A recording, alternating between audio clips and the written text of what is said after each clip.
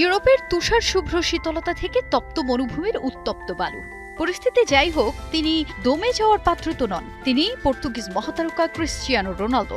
বয়সকে সংখ্যার ফ্রেমে বন্দী করে যিনি ছুটে চলেছেন 1000 গোলের এক অবিশ্বাস্য মাইল ফলকের দিকে। লোকে বলে ওল্ড ইজ গোল্ড, কিন্তু রোনালদো প্রমাণ করেছেন কিংবদন্তিরা ফুরায় না, বরং বুড়ো হাড়ের ভেলকি দেখায় তারা। সৌদি প্রো লিগের সবুজ গালিচায় তিনি এখন ধরা ছোঁয়ার বাইরের এক ধ্রুবতারা। কিন্তু এবার তিনি একা নন। রিয়াদের আকাশ কাঁপাতে আসছে আরও এক প্রলয়ঙ্কারী ঝড়। ফুটবল পাড়ায় এখন টক অব দ্য ওয়ার্ল্ড। মরুর বুকে কি তবে দেখা মিলবে গ্রহের অন্যতম সেরা দুই অ্যাটাকিং ফোর্সের? আল নাসরের নজর এখন লিভারপুলের মিশরীয় রাজা মোহাম্মদ সালাহর উপর। অ্যানফিল্ডে 9 বছরের সাম্রাজ্য ছেড়ে সালাহ যখন বিদায়ের সুর তুলেছেন, ঠিক তখনই চাতক পাখির মতো ডানা মেলেছে দ্য নাইটস অফ নাটস। লক্ষ্য একটাই, মোহাম্মদ সালাহ, রোনালদো এবং সালাহ। ভাবুন তো একবার, it's not just a transfer, it's a statement of power, যাকে বলে এক বনে দুই বাঘের রাজত্ব।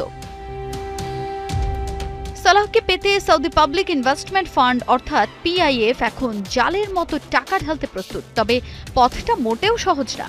আল ইত্তিহাদ, আল হিলাল, সব রাঘব বোয়ালরা টোপ ফেলে বসে আছে, কিন্তু আল নাসরের হাতে রয়েছে এমন এক অস্ত্র যা অন্য কারণেই স্বয়ং Cristiano Ronaldo. The magnet effect of CR7। Salah Ronaldo জুটি যদি বাস্তবে ধরা দেয়, তবে প্রতিপক্ষের রক্ষণ ভাগের অবস্থা হবে ছেড়ে দেওয়া কেঁদে বাঁচি দশা। মাঠের এক প্রান্তে পর্তুগিজ জাদুকর আর অন্য প্রান্তে ইজিপশিয়ান ফরাও ডিফেন্ডারদের জন্য এ যেন এক জীবন্ত দুঃস্বপ্ন। পর্তুগিজ জাদুকরের শক্তি আর ইজিপশিয়ান ফরাওয়ের গতি একই সুতোয় কি গাঁথা হবে আল নাসরের জার্সিতে? যদি হয়, তবে আরবের ফুটবল মানচিত্র বদলে যাবে চিরতরে। It's gonna be the ultimate game changer. Tajin Khandakar, ৭১।